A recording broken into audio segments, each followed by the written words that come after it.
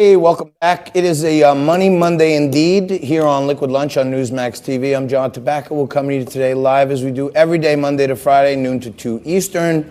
Usually on Money Monday, we have the money guests. We talk about money, finance, politics, all that stuff. And usually our crew is on the money. But today, I guess they had a rough weekend because we've had a couple of hiccups coming into these segments where they tell me it's 5 or 10 seconds and then all of a sudden, boom, I see my face on your TV. But before we get into our next guest, leading off the top of this hour, I want to remind you that right downtown at the New York Stock Exchange, we've shaken off 250 points of losses this morning to be up 50 now, which is a good sign. Up 300 from the bottom in the single day is good news. It's a thin day. There are some observances of Jewish holidays today and tomorrow, and most of the global institutional traders and money managers will be back at their desks on Wednesday. So that'll be a better indication on how they've digested these most recent news commentaries coming out of the China talks, which seem to be going well, thankfully. And the president also backed off his most recent suggestion that he'd have the G7 at his property Doral in Miami. Thank God again, because he was taking some heavy incoming on that. All that bodes well for the markets, if you ask me. And of course, Bitcoin, when the market's up, Bitcoin's usually down. Bitcoin is at 8,200, down just a smidge, a skosh. And why I'm using my favorite SAT words is because we have an esteemed journalist and writer here in the studio with us. Maureen Callahan joins us. She is a writer for the New York Post, and she is also an instant New York Times bestseller for her most recent work, American Predator. This is a fascinating book about one of the most meticulous serial killers of all time. And you know Frank, right? Frank Morano is my co-host. Yes. He's my producer. And he usually covers all my tracks. Mm-hmm. I wave my hands and drink alcohol, and then he makes sure that, all the I's are dotted and the T's are crossed. So it makes sense that he would bring in someone like you to keep me in check and edit me. So tell us about your book. I know you've written a slew of books, one on Lady Gaga, one about Kate Moss and famous supermodels. You've written on style, fashion, all this other stuff. Mm-hmm. What made you write American Predator?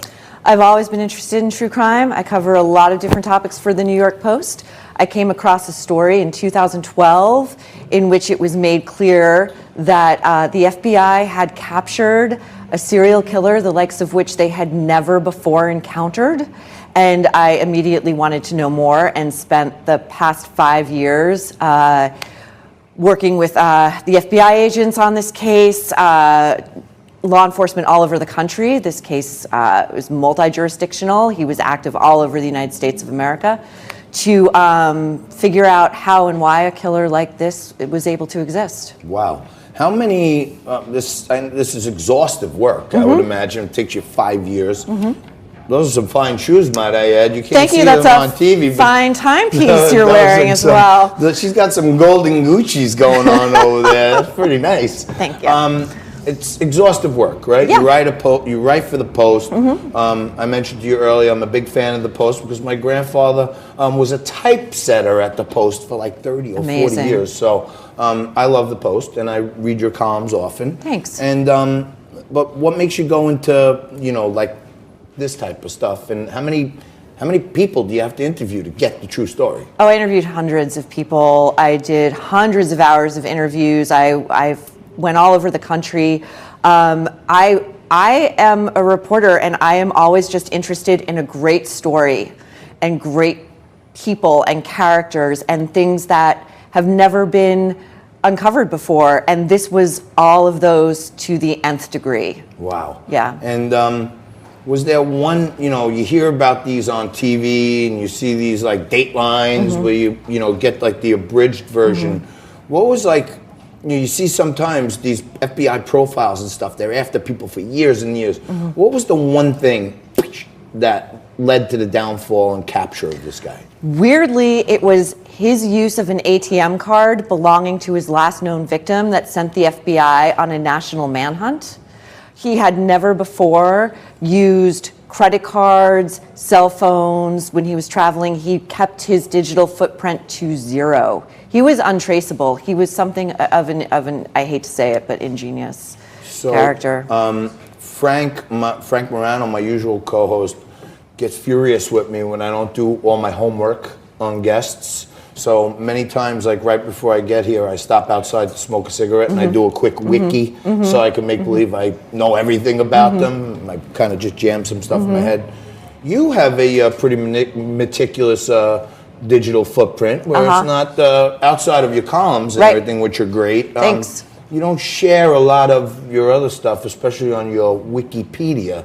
But one of the things I do know about you is that you're Irish, and you were excellent deductive work. You were, well, I didn't deduce that. That was one of the things that was on your wiki. Oh, in 2016. Oh yeah. You were recognized for being one of the top 50 Irish somethings in the world, right? I had no idea such a thing existed. You didn't? I did not. I was shocked. So you didn't know about it until now? Until they reached out to me. No, I was aware. I went to the ceremony.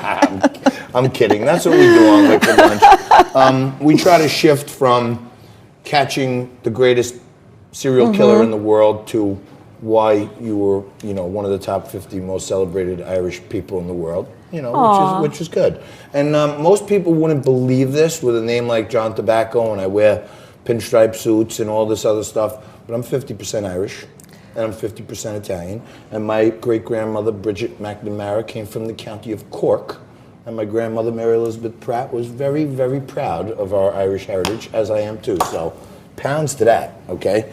And she's got a little Italian in her too, because she's got these flaming hot gold sparkled Gucci shoes on, which I like that. Thanks. A lot of the beat writers that we have, they don't come in here as fashionably as you.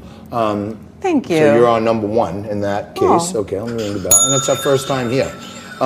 You may know our CEO, Chris Ruddy, who was at one time a reporter for the New York Post also, and now he's risen to have one of the fastest growing cable networks in America. Beyond impressive. Isn't it? Beyond impressive. What happens at the Post there? Because I don't want to get into politics with you. You're a writer. You want to maintain your objectivity. But a lot of times the Post gets taken to task because it's owned by Murdoch and the whole Fox News thing. I always feel like they got some great guys there. Like, what's his name? John Crudell. Crudell. He's great. To me, he's one of the best writers out there because he just writes it straight. And when it's what I want to read, I'm happy to read it, and when I don't want to read it, I'm still happy to read it. And I did attend the Irish Catholic high school, Monsignor Farrell High School, where one John Crudell is also a proud alum also, so I'm favorable there too.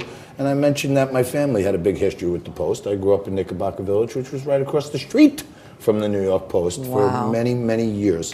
What are you covering now? You working on any books or? Right now, I'm focused on my column, which is, I'm sort of a generalist. I write about a lot of different things. And last week I was inspired, I don't think is strong enough a word, but I was kind of outraged after reading Ronan Farrow's book that the heads of NBC News, Andy Lack and Noah Oppenheim, are still running the show over there after Farrow's book really details a decades-long reign of terror exacted by Matt Lauer. And they've essentially closed ranks and said, we've done an internal interview, we're good. Blah, blah. This is all blah, blah to me, right? Exactly. Noise. And the Daily Beast just broke a story today about another accuser who had gone to an MSNBC host with story alleging rape by Russell Simmons, sexual assault by a host named AJ Calloway, and she claims credibly that NBC buried that as well. Wow. Okay, well, I hope you had a pleasurable experience here at Liquid Lunch. Very much so. I typically offer my guests a cocktail, but the new guests, they're not always like up to speed on that. So maybe next time we could have a drink and talk a little more. But I do want to say this. I have read many of your columns, not your book, and I appreciate your style. And it's a wonderful style. And you weave together news and pop culture and social media and all this stuff in a way that I don't think many people do. And I appreciate you being here. And I I haven't terrified you with this interview, so you'll come back. Thank you, John. And no, the only thing that could slightly offend me is not offering a cocktail on my first appearance. Let's get her a drink as soon as she gets off. You shake up a cold one because you're not going to believe what's going to happen next. Suleiman Balugan is going to be here, and he's a wonderful friend of our makeup artist, Sarah Chester, and he's going to tell us all about fashion and all the great things that are going on in the world. And Maureen, we're going to keep captured here, and we're going to force her to drink as much of this Question tequila as she possibly will consume, and we're going to get an Uber home so she drinks responsibly. Thanks again, my friend. Thank you, John. Really appreciate you being here. Quick break, coming back at you right after this.